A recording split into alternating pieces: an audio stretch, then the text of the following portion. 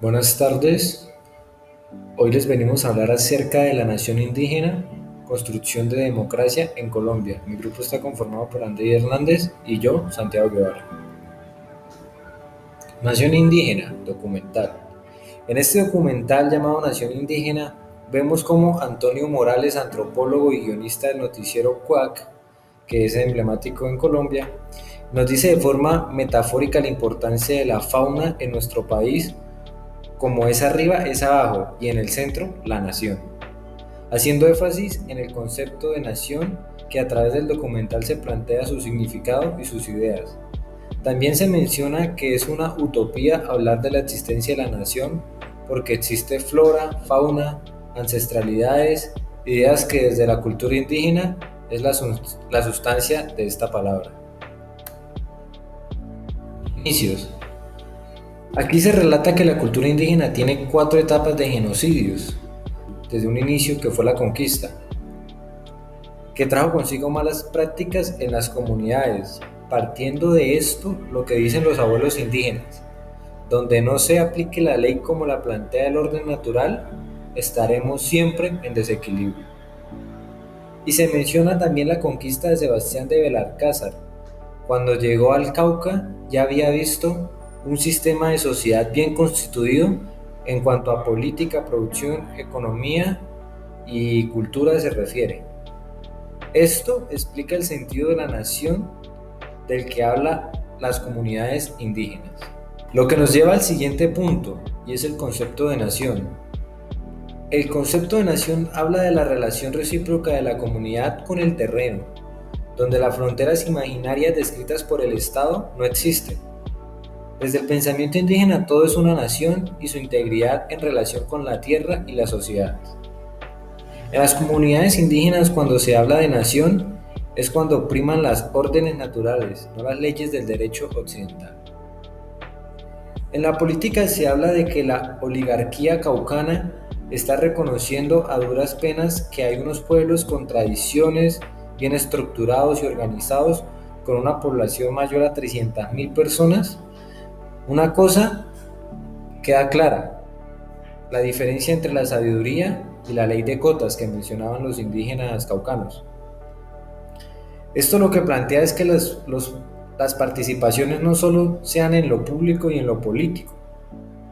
También se menciona que hoy día no se ven políticas pensando en los derechos de la madre tierra y la naturaleza como tal, solo en el hombre, y el hombre no abarca todo lo que es el concepto de territorio y por ende de nación. Sus costumbres. Los indígenas como dueños de la tierra son conservadores de la misma con todo lo que ella trae, los seres vivos, las plantas, los tierra, por decirlo así, las montañas y bueno, todo el ecosistema en general. No comercializar el territorio, sino ser uno con el territorio. Un ejemplo claro es la mata de coca, que es una medicina sagrada ancestral que agudiza los sentidos de la comunidad para sus rituales netamente espirituales. La guerra indígena no es con sangre, es con palabra, con lo político y con lo jurídico. Minga es el ejército del trabajo como principio colectivo y todo esto nos lleva a un punto mágico, el cual sería la unión de tradiciones, costumbres, poblaciones, territorios, convivencia, gobierno, política y cosmovisión. Conclusión. Antonio Morales al final nos dice que el concepto nación está impregnada en el mundo de lo real, de la materia, de la naturaleza, del pensamiento de los hombres, del pensamiento indígena como fundamento de idea de nación. El territorio, es decir, el ecosistema, la paradoja que plantea es que faltan tiempos para que se consolide esta nación que siempre estuvo, nación que siempre existió antes de la llegada de los españoles, nos dice Antonio.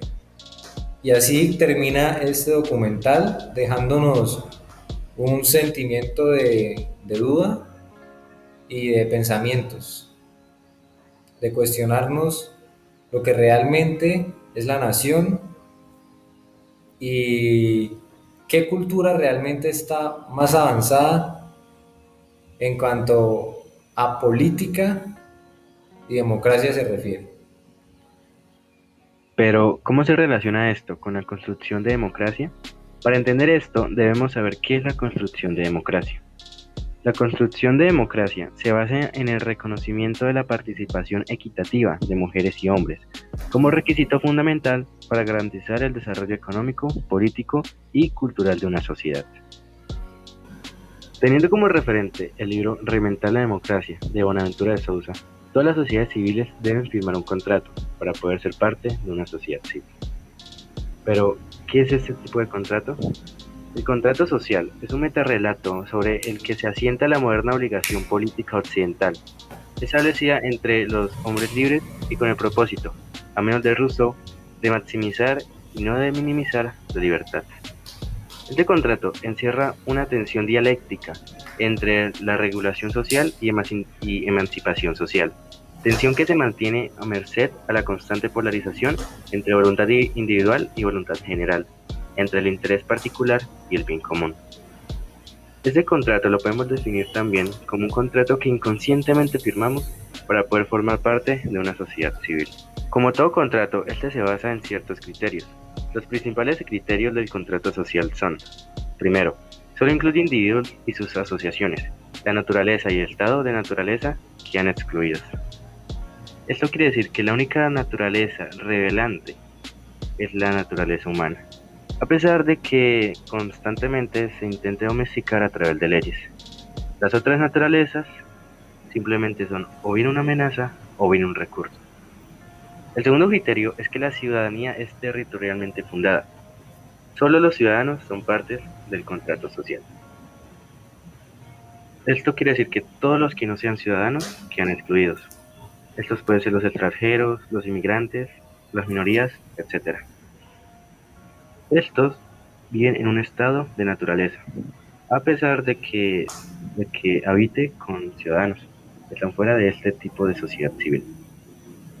Y el tercer criterio es el comercio público de interés.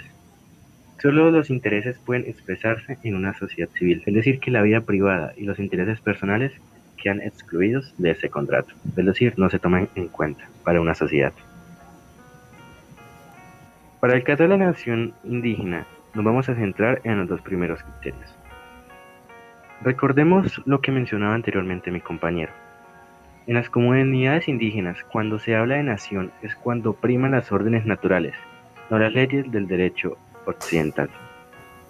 Según Bonaventura Sousa, para construir una sociedad civil se debe abandonar el estado natural. Sin embargo, lo que propone la nación indígena es lo contrario: abandonar la sociedad civil para construir un estado natural, quedando de esta manera fuera de los criterios mencionados anteriormente, y por ende apartados del contrato social, creando una nueva sociedad con sus propios contratos, lejos, según ellos mismos, de las leyes del derecho occidental. Ahora sí viene la pregunta de la que se trata esta exposición.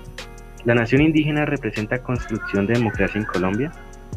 Podemos concluir que, teniendo en cuenta el trabajo constante en cuestión de política, economía y cultura para, según ellos, su utopía, se puede concluir que la nación indígena es un ejemplo perfecto de construcción de democracia, aquí en Colombia. Esta sería nuestra oposición. Muchísimas gracias.